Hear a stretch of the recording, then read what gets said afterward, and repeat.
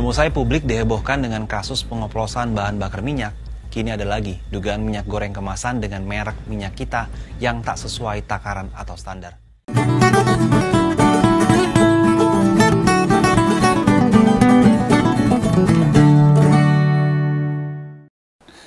Lama-lama ini episode ngompol ini bakalan gantiin berita-berita di televisi ini. Kenapa Bengawan bilang begitu?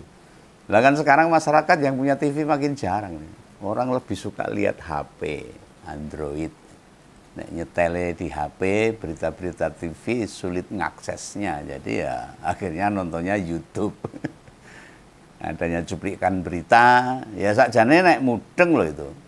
Bisa lihat streaming atau ada web media TV yang menyiarkan tayangan sama kayak kalau kita punya TV, tapi kan harus pakai pulsa itu. Pakai datanya masyarakat nggak mudeng tuh. Digulain yang ganti itu kadang-kadang banyak yang nggak mudeng loh. Mengapa pula nih ngompol tak sebut gantiin berita. Lah tiap hari masalah kok datang silih berganti orang leren-leren, dan itu masalahnya negatif bukan positif. Aduh, kayak tamu manten ini delitir. Dan yang nongol itu berbeda-beda, nggak sama. Nah sementara di masalah yang sebelumnya kita rembuk itu belum selesai. Masalah belum kita kupas selesai, masih proses, masih diselidiki, dituntaskan hingga beneran selesai. Loh, hari ini gentingan perkara muncul lagi. Hari ini itu ada masalah takaran minyak kita sing pengen Bengawan kupas ini. Ini merugikan masyarakat banyak, khususnya kaum ibu. Tapi ya status minyak goreng subsidi loh, kan yaitu semacam penugasan pemerintah. Oh malah melu ruwet kok. Minyak kita malah tak mau ketinggalan ya, gawe berita juga supaya muncul tuh. Berita masalah tentang minyak goreng. Lalu sebelumnya wis perkara tabung gas, distribusi ini trouble, bermasalah. Terus BBM Pertalite dioplos jadi Pertamax, masalah lagi. Sekarang ganti minyak goreng. Loh, semua barang yang dibutuhkan rakyat banyak kok ujung-ujungnya dimainkan sama pemerintah. Dikisruh. Nah ini di perkara ini ada dua hal yang dilanggar oleh para produsen. Pertama mengenai takarannya, ukurannya. Kedua mengenai harganya. Jadi yang namanya penugasan pemerintah, itu perkara paling penak seharusnya. Penugasan, nggak perlu aeng-aeng, nggak perlu macam-macam. Tugas dilaksanakan selesai. Nah soalnya apa? Bahan baku gak nyari sendiri. Atau kalau nyari sendiri, selisihnya ditanggung pemerintah misalnya. Nah selanjutnya barang yang dijual ke pasar itu kemungkinan besar laku. Oh, itu marketable, semua masyarakat butuh. Bahan pokok malahan itu. Pola jualannya kayak minyak kita sebenarnya persis Pertalite atau solar. Harga pasarannya tinggi, selisihnya yang nanggung pemerintah loh. Jadi perusahaan pengemas nggak usah khawatir barangnya nggak laku. Harganya pasti di bawah harga minyak goreng industri. Nah mungkin rasa serakah manusia, gitu. Otak iblis manusia. Yang pengen kaya sekejap dengan merugikan masyarakat banyak, itu kayak rampok gini doa. Dengan saking enaknya menjual minyak kita malah muncul keinginan menguasai. Hati yang serakah rakus dan berupaya melipat gandakan keuntungan. Loh, caranya gimana itu? Ya memainkan dua hal tadi. Tentang takaran yang tidak sesuai dan harganya. Loh, saking rakusnya para pelaku-pelaku ini, sudah takarannya dikurangi, harganya dinaikkan tidak sesuai perintah negara. Oh, ini merugikan masyarakat lipat-lipat. Ini masyarakat harusnya marah dan menuntut para pengawas-pengawas ini. Dan pemerintah harusnya tegas. Beredel aja itu. Yang bikin kita semua nggak ngerti itu, yang merasa aneh, nggak mudengke ini adalah pengemas atau produsen minyak kita itu belum ada satupun yang ditangkap. Ini jangan-jangan malah jangan-jangan ini pemerintah kenapa tidak segera menangkap? Nah jangan-jangan ini masyarakat boleh curiga. Lo mau bagaimanapun ini kan sangkutannya sama korupsi, merugikan rakyat dan negara. Apa sih kendalanya mengubur para produsen itu? Diminta mempertanggungjawabkan perbuatan mereka. Lu cara aparat penegak hukum memburu mereka itu seperti apa? Ya dikirimi surat panggilan dulu, misalnya kirim utusan dulu, WA pemilik perusahaan, atau sengaja datang pas hari libur. Sidak. Lu kemarin saya sudah angkat jempol loh sama Kejagung yang bisa mengungkap Pertalit oplosan, Pertamak oplosan yang meskipun sekarang masih penanganannya. Lu sekarang masalah minyak Kejagung nggak muncul ini. Nah ini dipikir cara bodoh wae. HET minyak kita yang diminta pemerintah itu berapa? Kan ya cuma 15.700. Itu tertulis di kemasan loh. Masa di pasaran dijual ada yang 17.000 sampai 18.000. Keuntungan 1.300 sampai 2.300. Lah wong rokok wae sing enek bandrole dijual lebih rendah loh dari bandrol. Kecuali yang beli di swalayan itu mungkin baru naik. Ya, wes. Itu swalayan yang Maret-Maret itu. Atau beli di tempat wisata atau di hotel mungkin lebih tinggi. Di bandara, kafe yang jeduk-jeduk itu, atau di restoran mewah itu rokok mungkin lebih mahal. Ya itu beda lah harganya. Kalau pengecer, istilahnya toko-toko yang menjual minyak kita, yang menaikkan harga terlalu tinggi, jelas enggak. Kalau pengecer loh, bila bandrolnya 15.700, produsennya kudunya ngedropnya barangnya ya di bawah 15.700 harusnya. 14.000 atau 14.500. Lah dilalah ini kebetulan ini. Ini kembali ke minyak, tadi saya ngomongan rokok, sekarang kembali minyak. Lah di kemasan yang 1 liter dan 900 mililiter, kok ya timbangannya ra genep semono. Kenyataannya untuk kemasan 1 liter isinya itu cuma 750 mililiter sampai 800 mililiter. Kan ngawur banget itu. Masyarakat lagi yang dirugikan, wis regane dinaikkan, volumenya diturunkan. Ini kan double nih masyarakat itu dirugikan. Nah, kondisi beginian bikin mentan Pak Amran Sulaiman mencak-mencak. Lah mau mencak-mencak tok kabeh iso Pak. Beredel aja segera itu ditangani, ditangkap, diproses, kembalikan dan masyarakat yang rugi dijoli. Jangan seperti itu, masyarakat jadi korban terus. Ini kok nesu sa Indonesia bahaya loh Pak. Rakyat melihat ini semua pasti bingung loh, geleng-geleng. Gregetan kalau bahasa Jawanya. Nah sudah harganya disubsidi, kayaknya pastinya dapat pahala duluan kan. Kalau namanya subsidi itu kan memberikan sesuatu pada masyarakat. Lah kok pahalanya per bulan puasa ya terus ora dikeke. Lho kalau harga subsidi, kalau harga itu disubsidi, jelas selisihnya dibayar pemerintah. Misalnya harganya 18, kalau dijual 16, yang 2.000 itu yang bayar kan pemerintah, namanya subsidi. Itu artinya kalau mereka melipat gandakan keuntungan dengan cara yang bejat, tindakan kayak ginian itu harus dikategorikan zolim. Dan ini perbuatan iblis. Masa manusia tak samakan dengan iblis? Karena mereka nggak ngikutin aturan. Maunya ya sakarpe dhewe karena rakus. Karena ya pengen kaya dengan cara merugikan rakyat banyak. Ini zolim ini dan harus ditangani. Dan siapakah mereka itu? Berdasarkan ubek-ubek yang benggawan, pengemasan dan nyunat takaran itu dilakukan tidak hanya satu perusahaan saja loh. Kurang ajar. Ini sopo ini janjane ini. Itu ada 3 perusahaan loh. Nah, baleni ya sebelum keurusan pengemasan nih, sebelum keurusan pengemasan. Kenapa harga di pasaran jauh melebihi HET? Si pedagang menyebut dari distributor saja harganya sudah 16.500. Dijual 16.000 si pengecer atau tokonya ya untuk apa? Untuk pahala. Untuk pahala tokonya tutup percuma. Padahal dia nyari duit dari situ buat makan. Pahala ya penting, tapi nek gak bisa makan dan tokonya tutup kan rugi kan repot. Nah, itu sebelum saya mau membahas tentang yang mengemas. Loh, di saat pengecekan ukuran kemasan, di perusahaan produsen pengemasan. Pak Menteri kan keliling kemana-mana itu.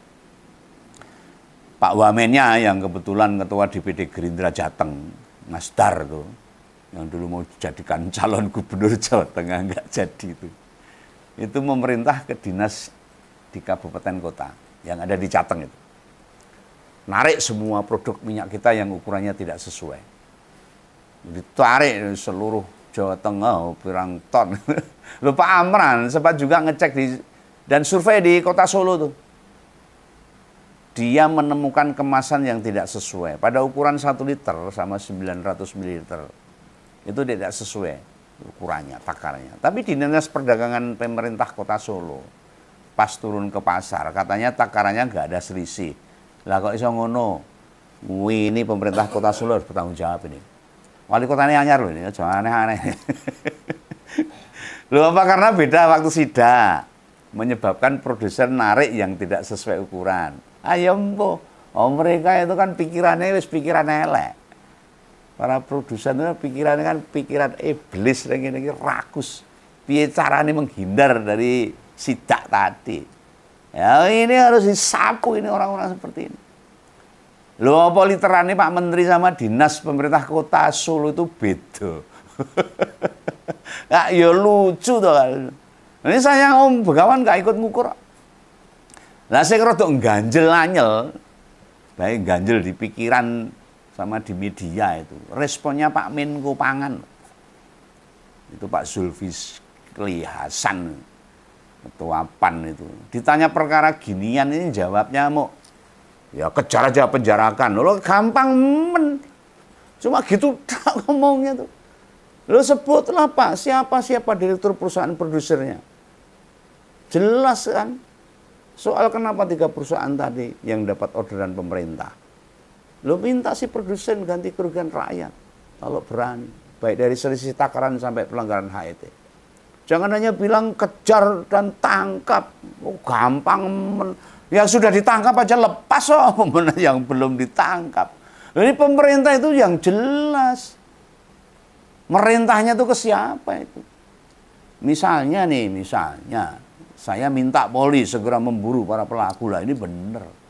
Usut mereka, tangkap dan sita hartanya buat ganti rugi yang dialami oleh rakyat. Wah, itu bagus. Nah, ini tidak jauh beda juga ini Menteri Perdagangan pernah bicara sesuatu yang agak ngejanggal. Ya, perkara kurangnya takaran itu. Itu Pak Budi Santoso itu sempat membantah ada kemasan yang beda isinya. Loh, ini yang membantah, kenyataannya faktanya beda. Menteri ini so bantah, ini ngewangi sopo ini menteri ini? Ngewangi produsennya atau ngewangi rakyat? Anda itu jadi menteri digaji rakyat toh. Nah, dia itu memprediksikan itu takaran minyak kita kurang ada itu yang di video lama katanya. Wah, ngomong enak men itu. Lo memang kasus ini muncul pertama bukan dari Pak Amran Sulaiman loh. Ini muncul malah di medsos loh. Ada orang yang merekam dan menyatakan bahwa isi minyak kita nggak sesuai label. Itu dari medsos. Lalu ditindaklanjutilah perkara ini sama Menteri Pertanian. Loh semestinya bila Pak Amran ngubek-ubek pasar, ngecek harga serta berat minyak, menteri lainnya ya harusnya malu. Urusan produksi sama penjualan minyak kita kan tidak ada hubungannya langsung sama Menteri Pertanian. Lah kok yang ngonangi Menteri Pertanian? Kan malu harusnya itu. Menteri Perdagangan tuh. Ini ranahnya Menteri Perdagangan atau Menteri ESDM dan Menteri Pangan, harusnya itu Menko Pangan. Harusnya mereka malu nih, menteri-menteri nggak punya malu sekarang. Golek bener dhewe. Loh kenapa yang meributkan kok malah Menteri Pertanian? Apa karena minyak kita ini dari pohon kelapa sawit yang hubungannya dengan pertanian? Sehingga jadi urusannya Menteri Pertanian. Oh ya tambah ranggena ini.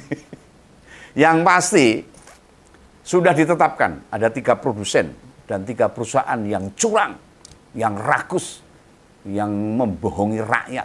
Bareskrim sendiri merujuk info terbaru. Sudah menetapkan 1 tersangka di urusan minyak kita.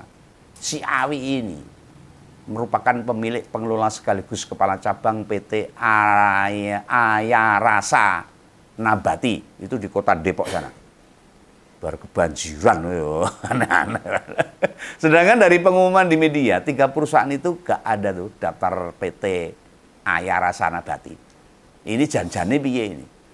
Nah, 3 perusahaan yang melanggar pengemasan serta penjualan tidak sesuai HET, yakni PT Arta Eka Global Asia, di rumah ini, itu ya juga ada di Kota Depok. Kemudian ada Koperasi Produsen UMKM. Loh, ini Koperasi Produsen UMKM ya berani-beraninya ngapusi rakyat ini loh. Lalu kelompok terpadu Nusantara, lokasinya di Jawa Tengah, tepatnya di Kabupaten Kudus. Nah, terus satu lagi PT Tunas Agro Indo Lestari, itu di Tangerang juga. Tapi belas tidak disebut tuh PT Ayara Sanabati itu. Lah ini di sini ini Om Begawan bingung, kenapa ini? Sudah terdeteksi tapi tidak disebut. Gak ada tuh namanya PT Ayara Sanabati. Kenapa polisi nyasar ke perusahaan itu ya? Ini menjadi tanda tanya ini. Dan memang PT Ayarasa juga memproduksi minyak kita, baik botolan maupun PAU. Itu loh yang plastikan kandel itu, kemasan pakai plastik. Tapi warnanya transparan, kayak isi ulang pembersih lantai atau sabun. Loh kan informasinya ginian ini, makin mumet sirah, rakyat makin pusing. Jelas-jelas dari Kementerian Pertanian, siapa-siapa yang bersalah, jelas banget tuh.